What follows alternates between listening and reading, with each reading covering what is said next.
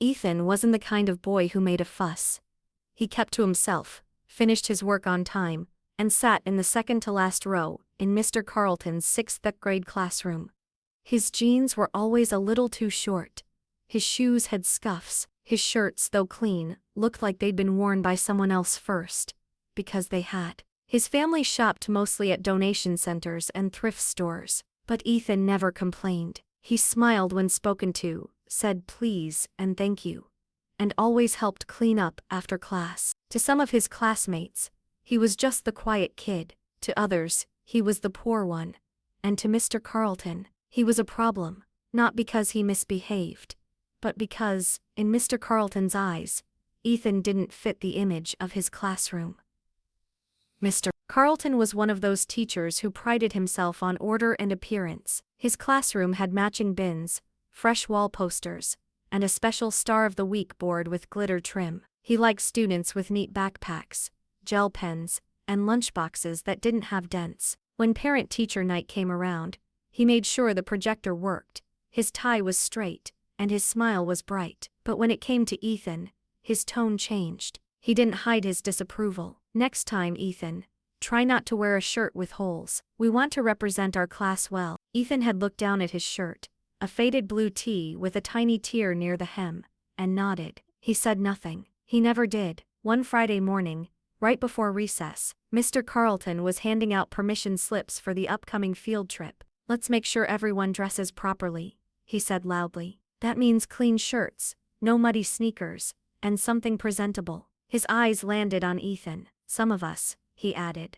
his voice dipping into sarcasm, may want to double-check their wardrobe before next week. The class chuckled. Ethan's ears turned red. He lowered his eyes. One hand fiddled with the hem of his sleeve. Why don't you stand up for a second, Ethan? Mr. Carlton said suddenly. Ethan froze. Sir, stand up. Let's do a little demonstration of what not to wear on a field trip. Laughter rose again.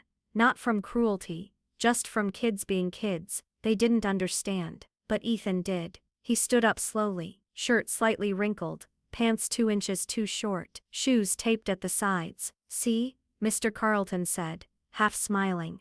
Let's aim a little higher, shall we? Ethan sat back down, his cheeks burning. His fingers dug into his thighs under the desk. That afternoon, Ethan went home quieter than usual. He didn't tell his mom what happened. She worked nights at a local diner, and was already asleep. His dad was on a business trip. He'd be back tomorrow. Ethan sat at the kitchen table, and pulled out his homework, blinking away the tight feeling in his chest. He wasn't angry, just tired. The following Monday, the classroom door opened just after the bell rang. Everyone turned as a tall man in a navy sweater and glasses stepped inside. He didn't look angry. He didn't even look like someone important. But there was a quiet confidence in the way he walked, like someone used to being listened to. Mr. Carlton straightened up. Can I help you? He asked, eyes narrowing. The man nodded politely. Yes, I'm here for Ethan Reynolds. I'm his father.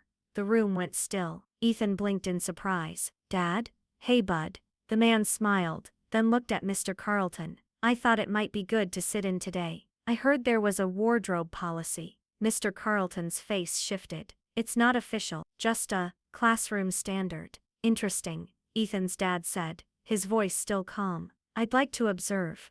Mr. Carlton tried to object, but something in the man's tone made him stop. Of course, you're welcome. The class watched, wide-eyed, as Ethan's father pulled out a small tablet and sat in the back row. Mr. Carlton taught that morning with a strange stiffness in his voice. He avoided eye contact with Ethan. His jokes didn't land. The kids could feel it, even if they didn't know why. Ethan sat straighter though, not out of pride, but because he felt safe. After an hour, Ethan's father stood up. Mr. Carlton, he said quietly. Could I say a few words? The teacher hesitated.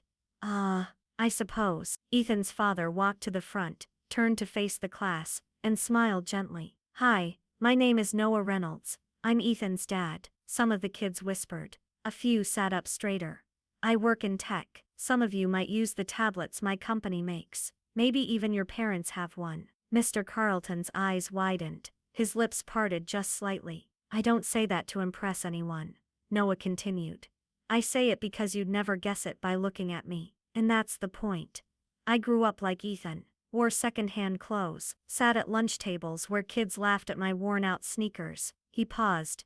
I was lucky. I had teachers who lifted me up, who didn't care what I wore, just what I tried. And I had parents who told me I mattered, even when the world tried to say I didn't. He looked at Mr. Carlton now, his voice soft but firm. When a teacher uses a child's appearance as a lesson in shame, that child remembers, not just for a day, but for a lifetime. Mr. Carlton said nothing.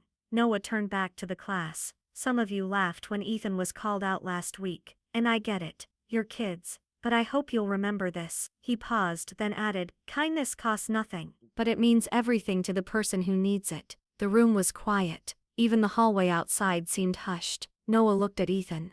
Ready to go, bud? Ethan stood, grabbed his backpack, and followed his dad to the door. Before they left, Noah turned one last time to Mr. Carlton. Oh, and one more thing, he said with a calm smile. I'm also the new chair of the school board. We'll be reviewing some of the classroom standards this week. That afternoon, the school buzzed with whispers. Did you see Ethan's dad? He's like a CEO or something.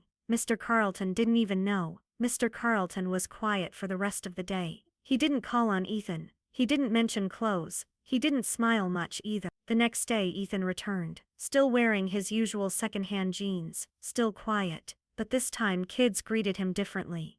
A boy offered him a spot at lunch. Another girl let him borrow a pencil, not because he asked, but because she wanted to. Even Mr. Carlton changed, just a little. He asked Ethan a math question and nodded when Ethan got it right. No sarcasm, no eye roll, just a nod. Sometimes that's where change begins. That evening, Ethan sat on the porch beside his dad. Thanks, he said softly. Noah looked at him. For what?